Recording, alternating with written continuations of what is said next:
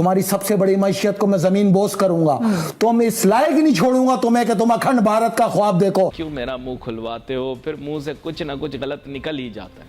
चीजें कहने, बोलने, सुनने, सुनाने, देखने, दिखाने से नहीं होती। हकीकत अपनी जगह लोगों के सामने आया हो जाता। किस तरह हम पाकिस्तान की मईशत को बहाल कर सकते हैं? आप उसमें सिर्फ एक चैट जीपीटी में डाल के ये बता दे, पूछ लें कि ये ऐसे मुल्क की मईशत को क्या ठीक करना है, तो जो जवाब आएगा वो जवाब यही है जो आज जनाबे नवाज शरीफ साहब या शहबाज शरीफ साहब ने फरमाया है। मैं तुम्हें इंडिया वालों आज 7 दिन का अल्टीमेटम देता हूं। तुमने पाकिस्तान की माओ बहनों को भूखा नंगा कहा, तुमने उनको भिखारी कहा। तेरे मुंह पे चाय फेंक के मारूं।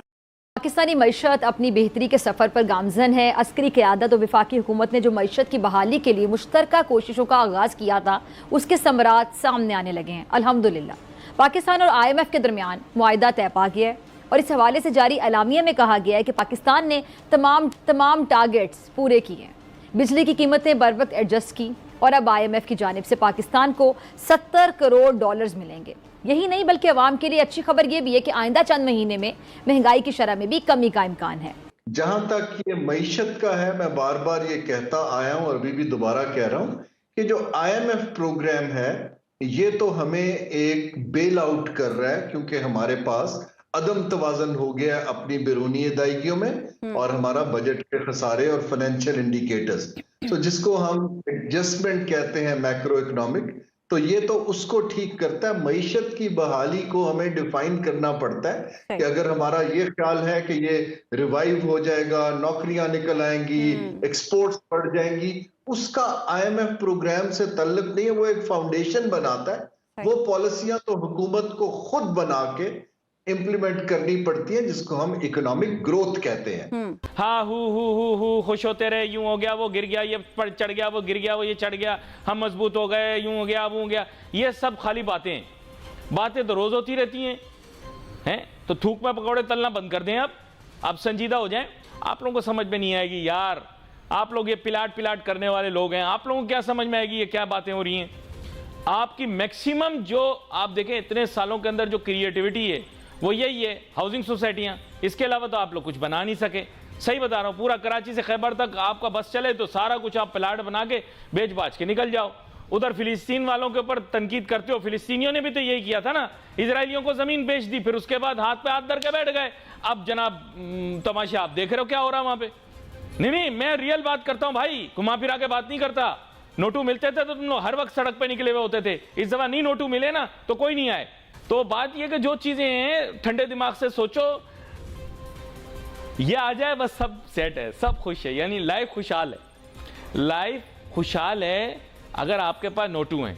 बात यह है कि यार मैं पड़ोसी मुल्क की बिल्कुल मिसाल नहीं देता, लेकिन उनमें क्रिएटिविटी का एलिमेंट है, आप मानो नहीं, आपकी मर्जी। लेकिन उन्होंने क्रिएटिविटी का एलिमेंट यूज किया, उन्होंने किस तरह भी करके नए अंदाज के अंदर अपनी एक्सपोर्ट को बढ़ाई। आप अपने मुल्क के अंदर एक्सपोर्ट बढ़ाने में कामयाब नहीं रहे, सॉरी, नॉट माई मिस्टेक। आपके पास ट्रेडिशनल और नॉन ट्रेडिशनल एक्सपोर्ट बढ़ाने के हजार जराए थे, आपने मेहनत नहीं की, नॉट माई फॉल्ट।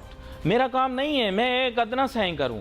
मैं शुरू से ये बातें सुन रहा हूं, साहब यूं हो जाएगा तो एक्सपोर्ट बढ़ जाएगी, $100 बिलियन हो जाएगी। ये काम आपके करने के हैं, बोलने के नहीं है। एक तो आप लोग बातें करने के बहुत शौकीन हैं। गला सूख गया था थोड़ा सा, समझाया करो, मुझे समझाते रहा करो भाई, गला सूख जाता है थोड़ा, कुछ इधर उधर ना निकल जाए। आजकल आपको पता है तमाम चीज़ें हालात मामलात के तहत करनी है। हैरानगी की बात यह है कि GDP ग्रोथ रेट आपकी नियर टू 0, लेकिन रोज जो है लोग शादियाने भी बजा रहे हैं, खुशियां भी मना रहे हैं और एक दूसरे को मुबारकें भी दे रहे हैं कि मईशत बेहतर हो रही। ट्रेड डेफिसिट का कल मैंने मुआयना किया तो ट्रेड डेफिसिट बढ़ चुका है, ट्रेड बैलेंस आपका मनफी में है। करंट अकाउंट डेफिसिट के मेरे ख्याल से बेहतर होने के कोई इम्कानात इस वजह से नहीं है नाजरीन, क्योंकि जोर जबरदस्ती तो आप करवा सकते हो, लेकिन आजकल के WTO रजीम के अंदर जो फ्री ट्रेड और फ्री मल्टीलेटरल ट्रेड का निज़ाम है, अगर आपको सब चीज़ें एक्सपोर्ट करने की इजाज़त है तो भैया आप इंपोर्ट करने पे कोई पाबंदी नहीं लगा सकते। वैसे तो ये चीज़ मंतकी तौर पर ही गलत है कि हम ये कह दें कि एक्सपोर्ट हम सारे ममालिक को करेंगे दुनिया के, लेकिन इंपोर्ट हम अपनी मर्जी से करेंगे। पाकिस्तान के अंदर हम देख रहे हैं कि कोई ना तो हमारी इंडस्ट्रियल आउटपुट बड़ी है, थोड़ी सी बड़ी है, एक्सपोर्ट कोई नहीं बड़ी सिग्निफिकेंटली, कोई चीज़ जो मतलब महंगाई में कोई गैर मामूली तौर पर कमी नहीं आई, तो स्टॉक मार्केट बड़ा ऊपर की तरफ चल पड़ी है, डॉलर के ऊपर एक दफ़ा फिर प्रेशर आ गया है, लेकिन इनके फ़वाइद आम आदमी को नहीं मिल रहे। तो ये फिर क्या चीज़ें हैं जो अफेक्ट कर रही हैं इन दोनों को? लेकिन मसला यह है कि इसी तरह IMF जो हमें बता रहा है, हम किसी को नहीं बता रहे, ना ना ना ना ना। और हम जो IMF को बता रहे हैं, हम डंडोरा पीट पीट के बता रहे हैं, हमने ये कर दिया, हमने वो कर दिया, हमने फलां कर दिया, बिल्कुल just like a Babar Azam. Actually the boys we will win the world cup, बड़ा बुडू वापस पाकिस्तान, ठीक है। इसी तरह ये वही हरकत है ना, Babar, you are actually talking like a Babar Azam. जब हम मईशत के बारे में बात कर रहे हैं तो बाबर आजम बन जाते हैं हम। एक्चुअली द वटा बाइजा good play fielding bowling fielding, वापस पाकिस्तान, ठीक है, 2 फ्लैटों में अलग-अलग। तो बात यह है कि यार सच्चाई बात करो। अब हमारी मईशत यहां पर खड़ी है, अब हमारे पास 2 चॉइसेस हैं।